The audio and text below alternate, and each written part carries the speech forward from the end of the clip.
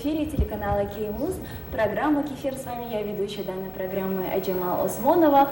И сегодня вечер понедельника мы проведем в теплой компании. И, дорогие друзья, я думаю, что всем вам интересно, о чем же мы сегодня эдаком поговорим. И также не только поговорим, а, можно сказать, и покажем. Сегодня тема наша звучит следующим образом. Это латиноамериканские танцы. Действительно, очень проникнутая любовью, страстью и нежностью тема, могу так уверенно сказать, так как действительно эти танцы очень популярны нынче в Кыргызстане. 56 46 85, телефон прямого эфира, дозванивайте до нас.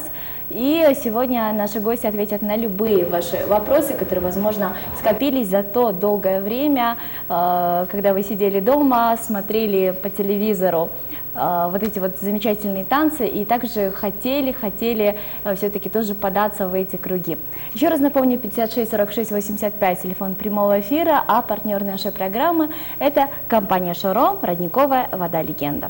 И самое время настало познакомить вас с нашими сегодняшними гостями. Это Зарина и Джалиль.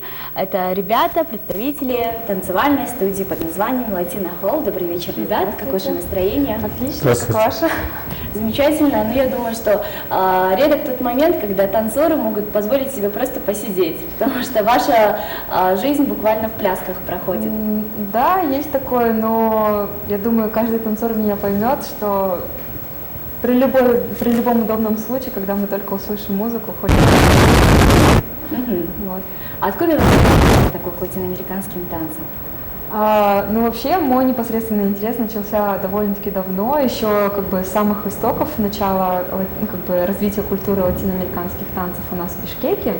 Вот, то есть это было лет 5-6 так назад. Меня просто пригласили на испанскую вечеринку, где танцевали ребята с Испании. Вот, и я очень загорелась и стала искать всевозможные курсы, где я могла научиться этим танцам. Ну и нашла. Я начинала свой, так сказать, путь, да, изучения, обучения латиноамериканским танцам со школы Майя Шоу. То есть ее школа внесла такой очень большой вклад в развитие латиноамериканских танцев. Если не ошибаюсь, это одна из первых или даже первая школа у нас в Кыргызстане? Это самая первая школа, да, у нас в Кыргызстане. После начали открываться другие школы, получается, наша одна из также, вторых, третьих школ, которая открылась после Майя Шоу. Но можно сказать, что за 5-6 лет уже достаточно крутые обороты взяли вообще латиноамериканские танцы у нас в Кыргызстане. Да? Столько студий пооткрывалось. Джалиль, очень интересно, у нас сложилось так, что менталитет таков, что мужчины как-то побаиваются, стесняются признавать, может быть, что им интересны действительно такие виды танцев. Расскажите, пожалуйста, что вас привело в латиноамериканские танцы? Меня привело в латинские танцы любовь к девушке, потому что когда я учился в Германии, у меня была девушка из Испании, которая танцевала сальсу, чтобы не стоять и смотреть, как она танцует с другими парнями. Я решил научиться танцевать. Не ревность, просто мне тоже хотелось с ней танцевать. И поэтому начал ходить на курсы и танцевать.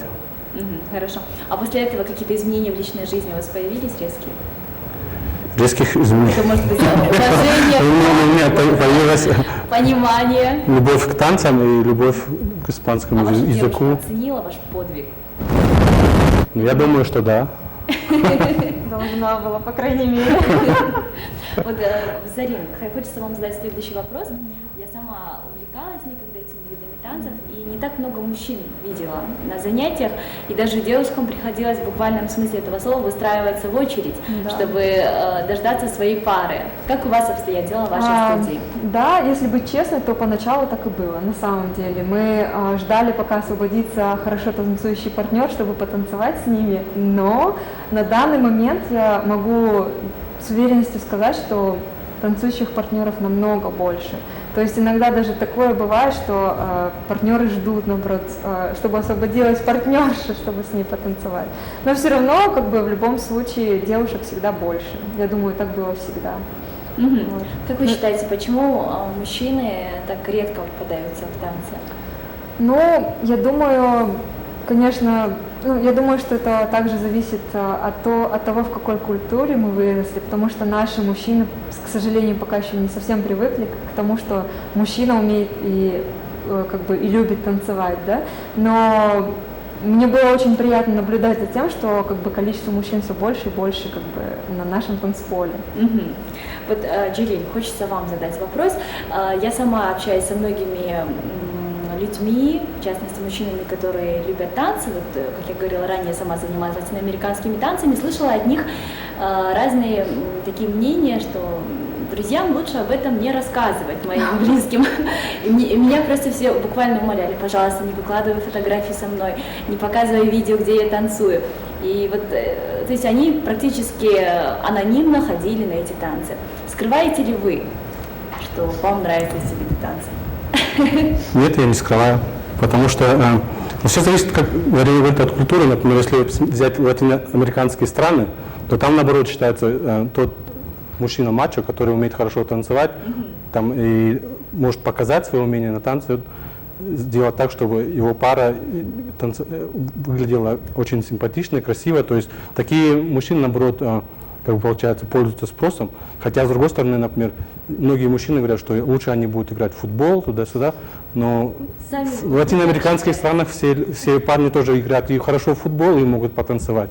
Поэтому я не скрываю, то, что если человек что-то умеет и это делает с удовольствием, то это не означает, что он какими-то детскими или женскими делами занимается. Танец — это тем более это ритмика, пластика и довольно очень, сказать, хороший спорт, потому что очень много движения.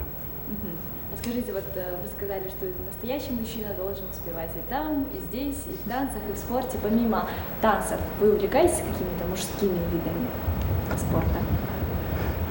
Я только еще занимаюсь иногда бегом по утрам. А так душой и телом отдаетесь латиноамериканским танцам. Отлично. Я напомню, телефон прямого эфира 56 46 85.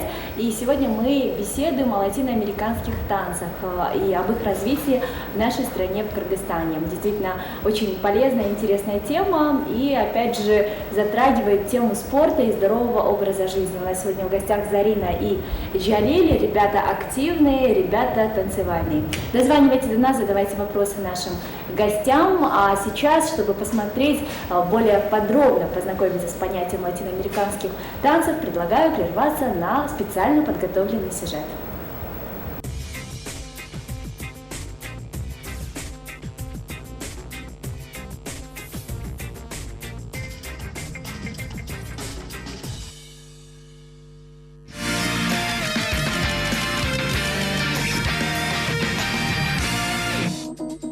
Cada vez que te veo, me acuerdo de esos tiempos con la cerveza al litro. В нашей стране социальные латиноамериканские танцы становятся все более популярными. Наверняка каждый второй слышал о сальсе, бачате, меренге или зумбе. Желающих научиться двигаться в такт зажигательной музыки становится все больше и больше.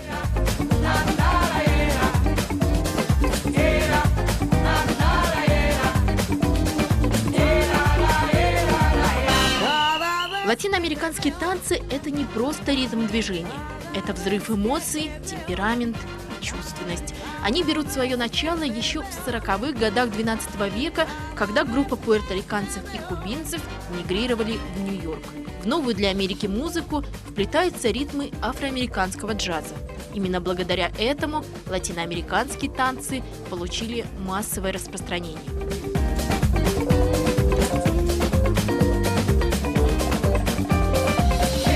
Сегодня эти танцы делятся на два типа – классические, относящиеся к бальной школе, и современные. Латино – это целая вселенная танцевальных направлений, ведь что может превзойти по красоте выражения страсти движение в ритме ча-ча-ча, зажигательной самбы или страстной румбы.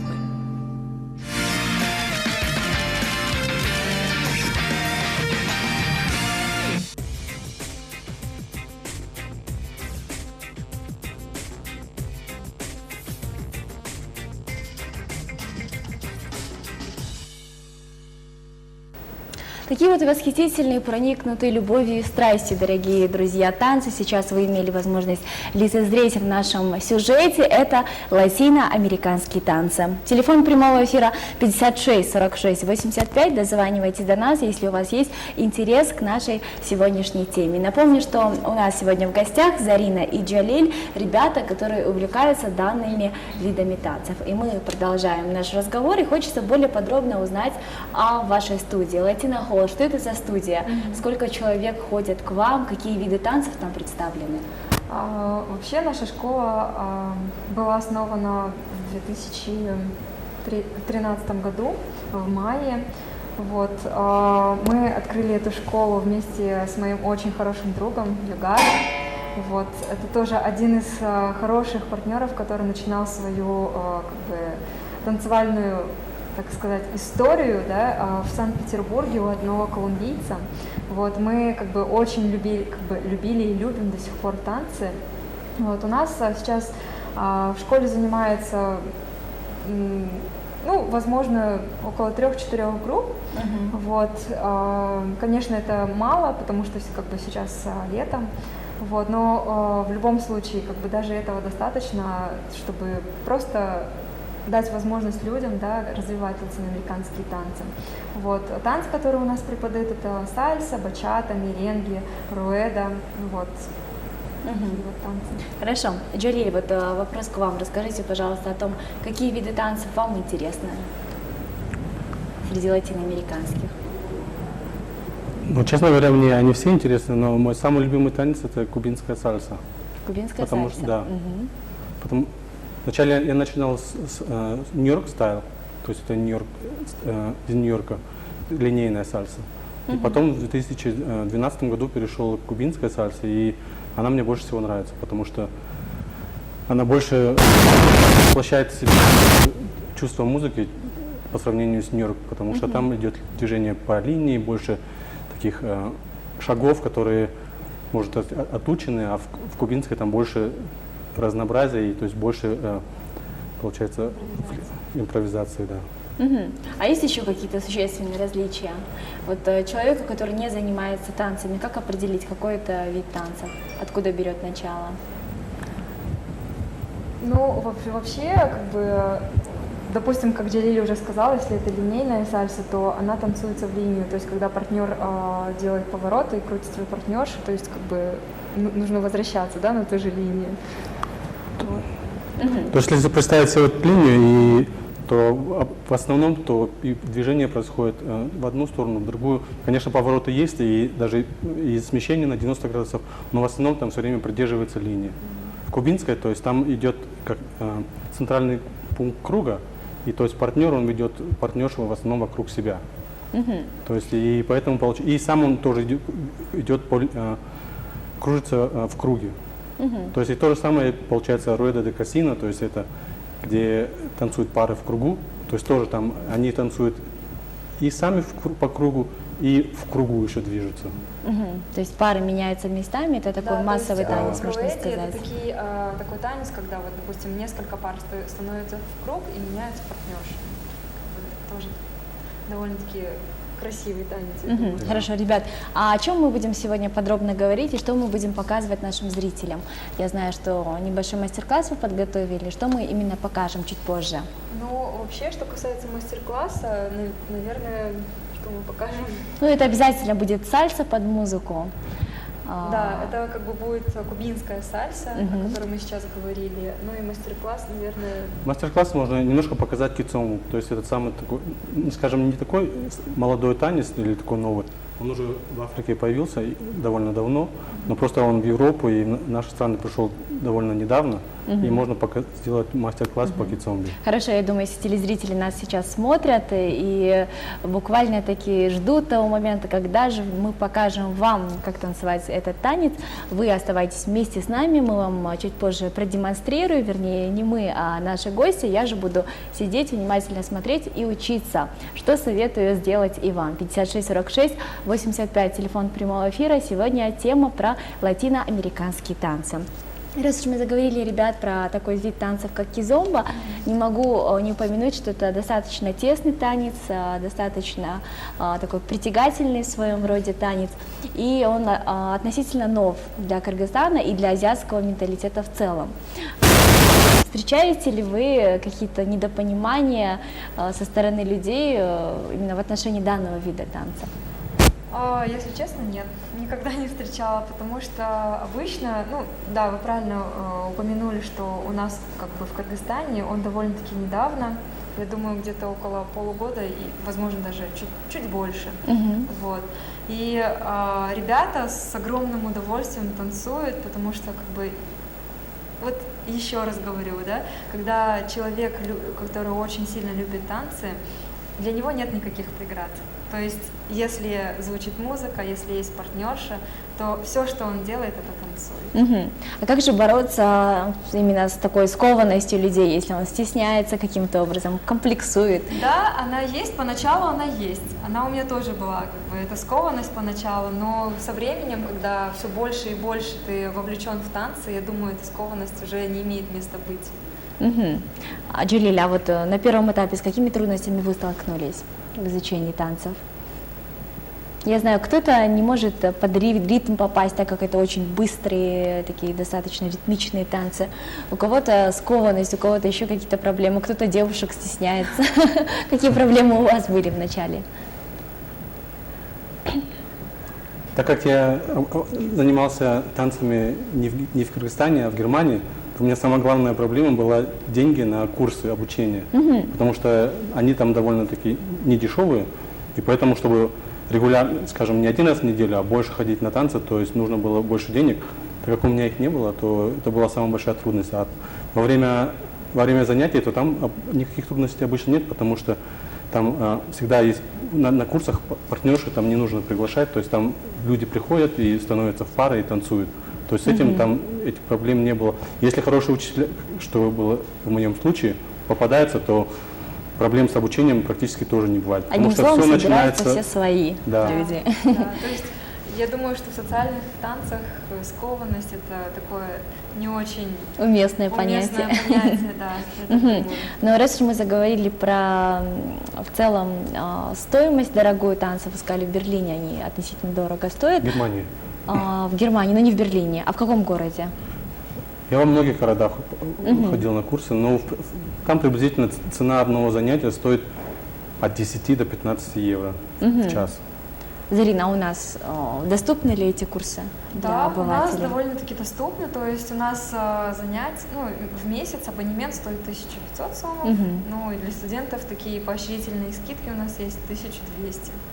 Вполне доступные цены. Лилия, а у вас не возникало желания открыть интернет-страницы, известные социальные сети и поучиться там? Ведь я думаю, сейчас эта тенденция не нова, многие люди предпочитают учиться посредством интернета.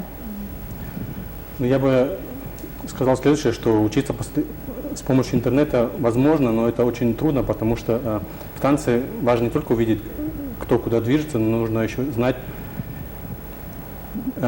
как ведет партнер партнершу. То есть там может быть рука, может быть где-то поворот, может быть, и это очень трудно научиться по видео. Поэтому я предпочитаю учиться на живых уроках у хороших мастеров.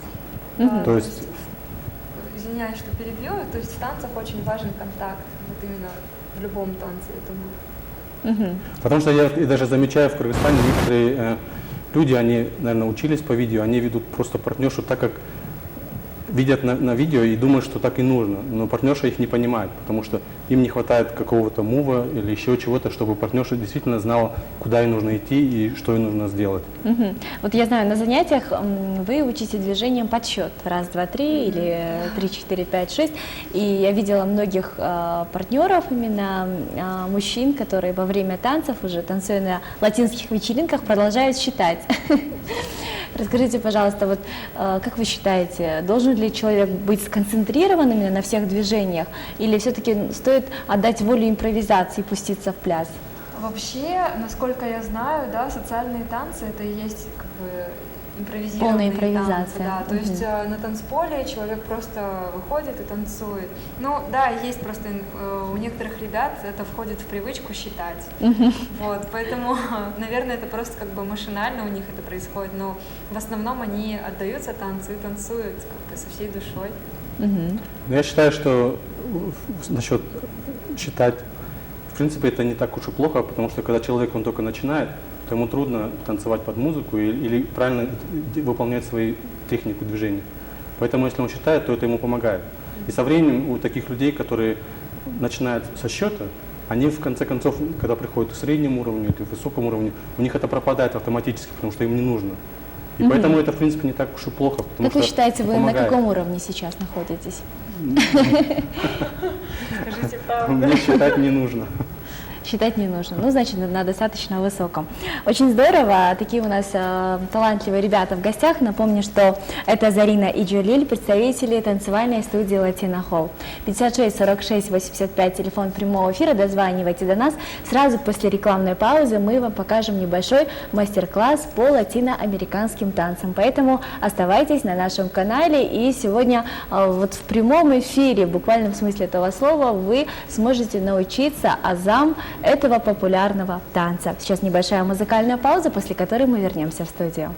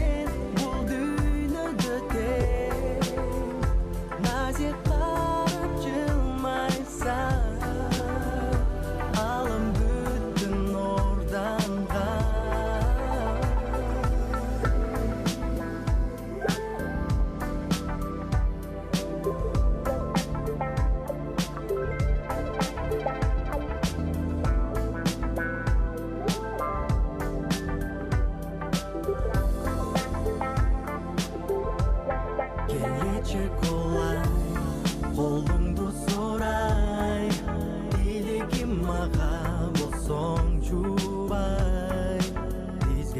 sos bağlardı Çitele Oynatsak Qanday bakit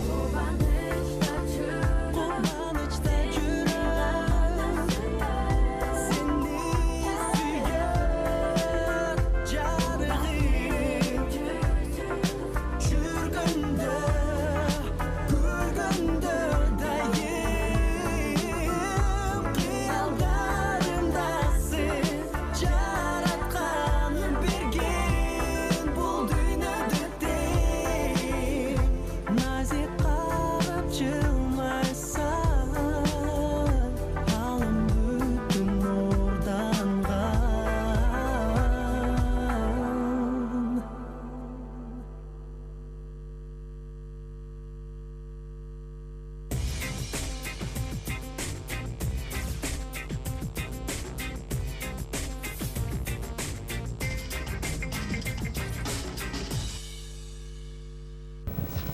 Дорогие друзья, мы продолжаем нашу программу. Напомню, что на ваших экранах телеканал Киевмуз и программа «Кефир», дорогие друзья. И в этот вечер мы говорим о жарких латиноамериканских танцах. И не только говорим, но и показываем. Вскоре будет для вас мастер-класс от наших гостей. Это Зарина и Джалиль, представители латиноамериканской студии танцев под названием «Латино Холл». Сейчас ребята сидят слева от меня и уже предвкушают тот момент, когда научат нашу аудиторию танцевать. Давайте, ребят, сейчас покажем небольшой мастер-класс, что это будет за вид танца.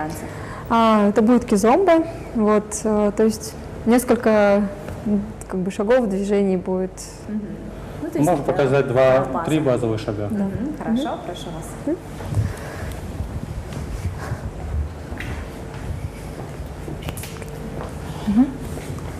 Может так? Ну, самый первый базовый шаг это просто получается налево и направо. То есть получается раз, два, три, четыре. Раз, два, три, четыре. То же самое можно, если уже будет на 3 или на 5, то это можно сделать вперед или назад. То есть будет раз, два, три, раз, два, три. То есть эти самые обычные базовые шаги. Можно бейсик делать еще и по-другому, то есть можно делать раз, два, три, раз, два, три. И другой базовый шаг, это получается саида муер и омбре. То есть саида омбре это выход мужчины, то есть он идет вначале по линии и выходит из линии. То есть получается раз, два, три, четыре, пять, раз, два, три. Где первый шаг начинает делать мужчина? Мужчина, да. И если то же самое мы сделаем для женщины, то это будет вот так. Получается и раз, два, три, четыре, пять. То есть в этот раз из линии вышла девушка. Можно это скомбинировать, то есть будет саида омбре, саида муер. Раз, два, три, четыре, пять, шесть, семь. Вот такие вот базовые шаги. Термины у вас, я их даже не успела запомнить. Хорошо, я думаю, сейчас мы поставим музыку и посмотрим, как это все будет смотреться под музыку. Я думаю, будет просто необычайно красиво.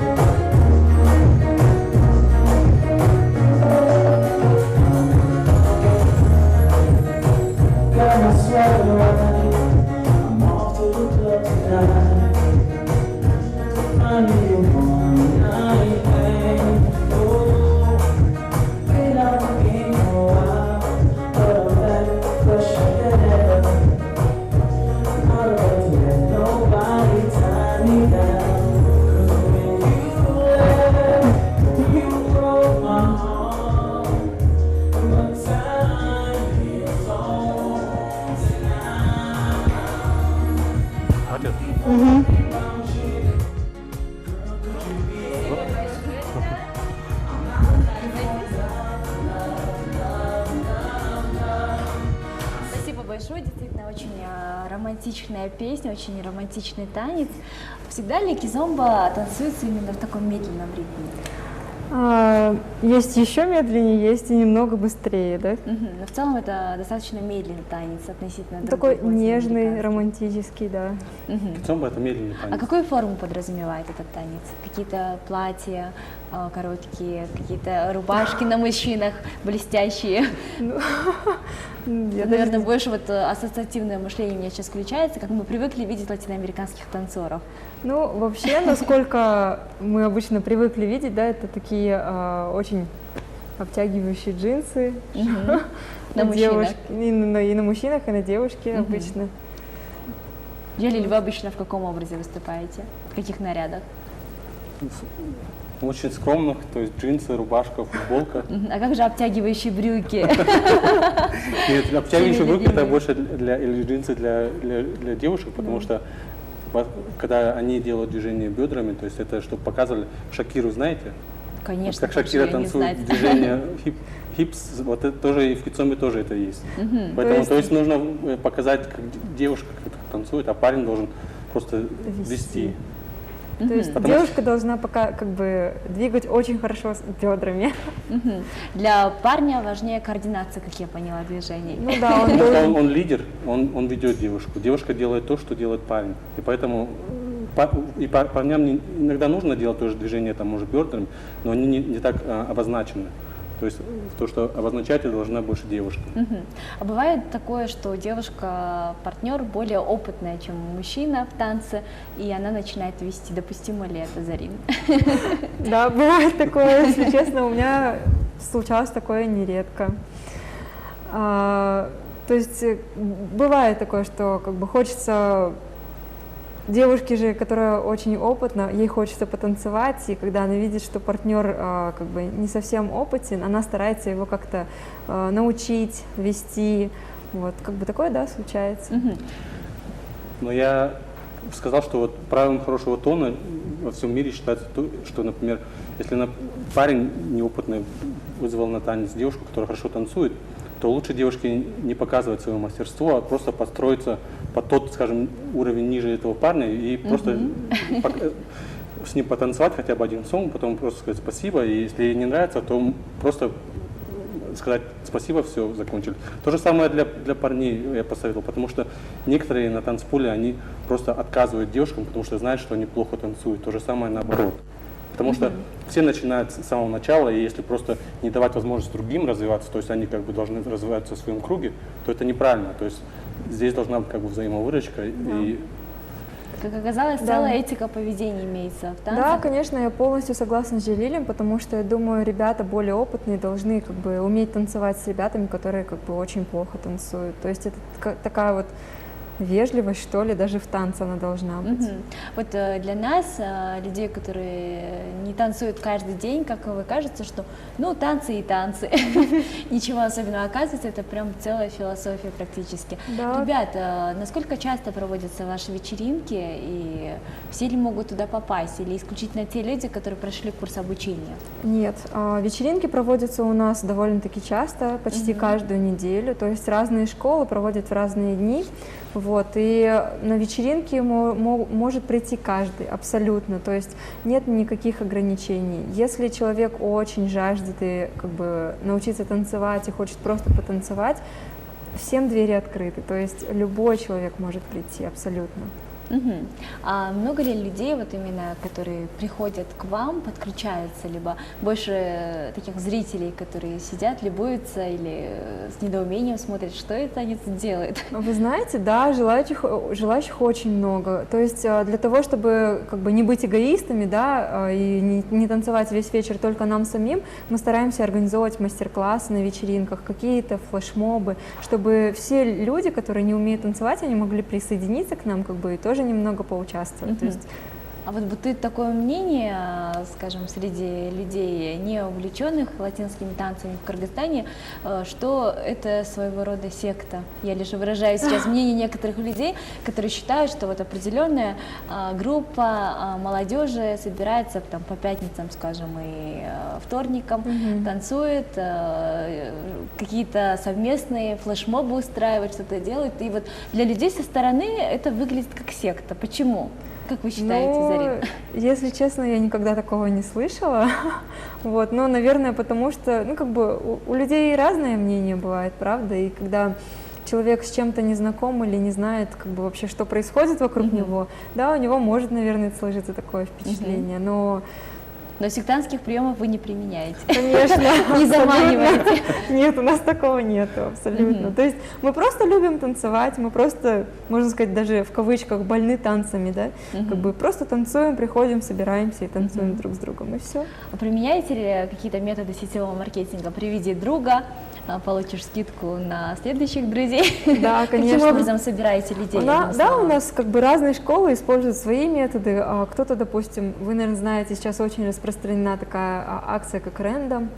Вот, то есть как бы ее используют. У нас вот довольно как бы недавно была такая акция, когда, ну, как бы приведи друга и получишь 10% скидки. Как бы, да, такие вещи работают, и они имеют место быть в любой школе, я думаю. А как удержаться на плаву среди стольких различных студий, тоже, я думаю, которые являются профессионалами своего рода?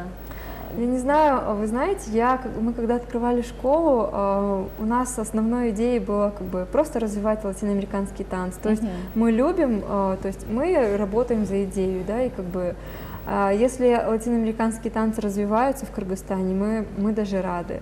Вот. А относительно как остаться на плаву, я не знаю, может просто любитель как бы свое дело и делать это с удовольствием. А есть ли какая-то конкуренция? Все же, я думаю, она Конечно. должна иметь место быть. Да, конечно, она есть в любом случае, как бы, но она такая, я думаю, здоровая конкуренция, и мы стараемся с ребятами из других школ дружить. Как бы мы всегда продвигаем такую идею, чтобы как бы ребята с других школ танцевали как бы друг с другом, как бы что-то. Ну, Чему-то такое... учились друг от друга, возможно. Да, конечно, потому что в разных школах своя методика, в разных школах свой подход, поэтому как бы очень важно, чтобы ребята с разных школ друг с другом танцевали. Ну, как известно, конкуренция рождает прогресс, поэтому мы будем только радоваться тому, что столько студий у нас состоящих, в которых состоят очень талантливые ребята, пропагандируют здоровый образ жизни. 56 46 85, телефон прямого эфира. Мы сейчас прервемся, дорогие друзья, на небольшую паузу, а после этого наши сегодняшние гости Зарина и Джалиль продемонстрируют вам еще один вид танцев Латинской Америки. Это будет горячая сальса, поэтому оставайтесь с нами. Доброго вечера тем, кто только к нам присоединился, но я надеюсь, что с самого начала вы были с нами, так как тема действительно очень актуальная, интересная, тема, которая, я думаю, заставит и пробудит в вас чувство и любовь к танцам, даже не заставит, действительно пробудит. Ведь это очень приятно, что сейчас в Кыргызстане наши таланты появляются с каждым днем, их становится все больше и больше, и одни из таковых – это Зарина и Джалиль. Они продвигают латиноамериканские танцы у нас в Кыргызстане, представляют студию Латино Холл, и сейчас уже по прошествии нашей программы остается буквально 10 минут до конца. Зарина и Джалиль, расскажите, какой танец сейчас вы нам продемонстрируете? Вам слово. Продемонстрируем кубинскую сальсу. Кубинская сальса. Да. Хорошо, тогда прошу вас на нашу любимую сцену. Я очки сниму, потому что сальса, она такой быстрый, Вадим, в очках динамичный танцевать танец. нельзя. Живой Да. танец, да? Очки выпасть могут.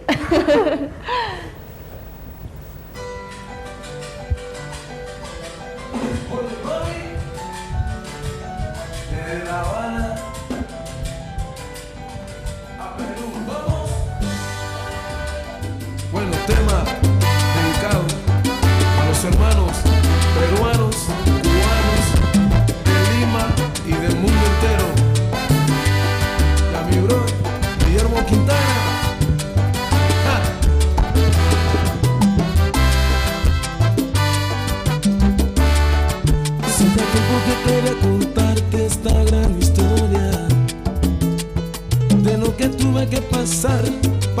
alcanzar la gloria. Te contaré con lujos y detalles lo que yo he pasado y lo que tuve que sufrir en esa isla que yo tanto amo. Queriendo hacer la música que sale de mi corazón, viviendo día a día del maltrato y la traición. Fue un milagro lo que me pasó, mi música volví a encontrar, donde yo encontré el ritmo en mi corazón. Queriendo hacer la música que sale de mi corazón, viviendo día a día del maltrato y la traición. Fue un milagro lo que me pasó, mi música volví a encontrar, donde yo encontré el ritmo en mi corazón. Mano para arriba, llegó el Mayimbe, dedicado a los hermanos peruanos, cubanos, de Lima y del mundo entero. Es un milagro lo que me pasó, ya no me gusta la cubana, ahora me gusta la peruana. Es un milagro lo que me pasó, ya no me gustan las cubanas, ahora me gustan las peruanas, cojones. De La Habana, Perú, ahí nada más. Es un milagro lo que me pasó, abusadores. Ya no me gusta la cubana, ahora me gusta la peruana. Mira, recibí maltratos, recibí humillaciones también, desde La Habana, Perú, mamita, pa' que lo bailes tú. Esto es pa' que lo baile la abuela, metales, y todos los niñitos que se van para la escuela también. Así que, preparado, llegó el Mayimbe, pa' que lo baile la abuela, y los niñitos que se van para la escuela, como dice, pa' que lo baile, pa' que lo baile. Действительно, красоты танец, невозможно просто без восторга наблюдать за этим танцем, очень красиво. Я даже наблюдала за вашей мимикой, как вы играли друг с другом, играли взглядом. Этому тоже специально обучают? Нет, этому специально не обучают, но вообще, я думаю, вот, как мне всегда объясняли, да, в танце всегда очень важен контакт глаз. То есть, когда партнеры, партнерши танцуют, очень будет красиво смотреться, если они будут встречаться иногда и играть глазами. Поэтому Джалиль, значит, снял очки, чтобы не утерять контакт. 56 46 85, телефон прямого эфира. Если вы видели зажигательный танец прямо сейчас и у вас появился интерес, то я думаю, что уже по происшествии нашей программы, по происшествию вы сможете нам позвонить, узнать о том, как же можно пополнить ряды латиноамериканских танцоров Кыргызстана. Действительно, очень полезно, очень познавательно, интересно и, самое главное, зажигательно. Это латиноамериканские танцы. И напомню, что у нас Зарина и Джалиль в гостях. Ребята сегодня показали нам мастер-класс, продемонстрировали свой танец.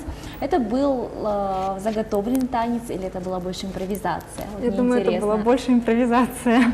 Потому что были вот всякие развороты сложные, я аж даже не поняла, каким образом вы развернули так и при этом не запутались. Это была импровизация. Да, я думаю, вы знаете, очень важно в танце, как бы, чтобы партнерша умела подчиниться, что ли, как бы, ну, всегда, да, говорят, партнер ведет, партнерша ведется, да? Я думаю, да, это практически афоризм, да, сейчас? Думаю, да. Можно сказать, что в танце мужчина, он всегда лидер, а девушка должна за лидером идти. Хорошо, у нас остается считанное время до конца программы, и хочется узнать о ближайших перспективах развития, о том, в каком направлении собираетесь двигаться, есть ли какие-то чемпионаты, может быть, по латиноамериканским танцам, на которые вы собираетесь отправиться, в общем, какие у вас грандиозные планы на будущее имеются?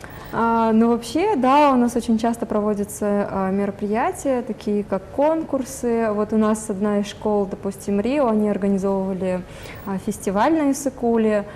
Вот, то есть вот такие вот мероприятия разными школами, они организовываются, как бы и ребята ездят, участвуют, принимают участие, как бы танцуют, просто любят танцы. Вот, ну, мы также планировали провести конкурс среди непрофессионалов. Вот. Он был запланирован на конец весны, но мы его по определенным обстоятельствам передвинули. Вот. Надеюсь, что скоро уже как бы он состоится.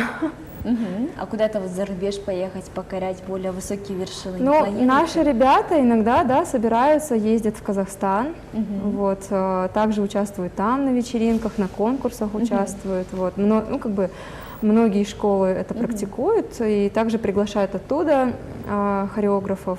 Как бы мы дружим с странами теперь. Вот. Ребят, я вам лишь пожелаю успехов в вашем прекрасном творении, в вашем творчестве. И хочется услышать от вас также в адрес наших телезрителей, может быть, какой-то призыв, какие-то пожелания. Да. Я посоветовал всем просто начинать заниматься танцами, потому что это не только спорт, это еще куча удовольствия, то есть там люди заряжаются позитивом, они улыбаются друг другом. И это очень, кстати, для всех хорошая возможность, если кто-то хочет познакомиться с кем-то, то в социальных танцах. Но не берите это за то, что там с вами все будут знакомиться, но это проще всего, потому что подошел к девушке, пригласил ее потанцевать, может, и познакомился. Да. Ну, я желаю, чтобы каждый, кому нравится танцевать, приходил, учился, любил танцы. И как бы очень важно в танце, я думаю, чувствовать танец душой. То есть я, когда танцую, я танцую не просто телом, да, не просто передвигаю ноги, у меня душа летает. Ну, как бы, я думаю, большинство танцующих ребят чувствуют те же самые эмоции. Ребят, мне кажется, вот все, кто сейчас смотрели, забеспокоились о том, что это увлечение, хобби может помешать каким-то образом работе. Вот можете ли развеять этот миф или наоборот? Как вот, в чем залог успеха? Как совмещать работу, учебу с таким вот хобби? Абсолютно это несложно. Допустим, я считаю, что это такой очень хороший антистресс. То есть вы работаете, да, как бы каждый день получаете как бы определенный стресс, да, на работе, и вечером пойти потанцевать и снять этот стресс, я думаю, это одно из лучших способов, вот, поэтому это абсолютно никак не мешает. Утром поработали, вечером потанцевали, то есть можно совместить приятное с полезным, то есть это не так уж и сложно. А, Джилиль, вот появляется ли какая-то зависимость? Зависимость, как от всех хобби или увлечений, если человеку действительно нравится танцевать сальсу или меренге, или бачату, или цомбу, то зависимость она появляется, потому что хочется хотя бы один раз в неделю куда-то выбраться и потанцевать не только на курсах, а и на вечеринках. То есть такая зависимость, она всегда появляется. Ну, я думаю, если она будет, то это будет неплохая зависимость, а очень хорошая. Отличная зависимость. И, Джилиль, также от вас хочется услышать планы на будущее в вашем творчестве? Собираетесь ли вы также на уровне хобби заниматься танцами, либо будете также участвовать в чемпионатах, в соревнованиях? Честно говоря, у меня продвижение собираюсь в профессиональном, по своей профессии, но я дальше собираюсь заниматься танцами, и чем я занимаюсь, я посещаю фестивали или конгрессы в разных странах Европы. То есть я сейчас в сентябре хочу поехать в Москву, там два дня потанцевать, посмотреть на занятия, которые будут преподавать кубинские мастера. Потом у меня в планах поехать в Штутгарт. Вот. То есть в танцах никогда не бывает предела, то есть можно учиться всю жизнь. В общем, планы у вас, я вижу, очень масштабные. Ребята, сейчас, я думаю, уже после стольких советов и пожеланий наши зрители в обязательном порядке пойдут и запишутся к вам на танцы, ведь это действительно полезно, интересно и приятно знакомиться с новыми людьми, знакомиться с новыми видами танцев. Я вам пожелаю успехов, пожелаю вам удачи. Будем вас ждать вновь в рамках нашей программы. Спасибо. И, дорогие телезрители, спасибо также всем тем, кто сегодня сидел у экранов. И хочется отметить, что неделя только началась. Сегодня понедельник, неделю мы начали с латиноамериканских нот, а уже на протяжении 4 дней вас ждут не менее интересные, не менее зажигательные, не менее полезные темы. В течение целой недели следите за выпусками наших программ с 19:30 по 20:30 на канале Кеймус. Напомню, что партнер нашей программы – это компания Шоро, родниковая вода легенда. Данной компании мы выражаем особую благодарность. Оставайтесь на нашем канале. С вами была я, Аджамал Осмонова. До скорых встреч!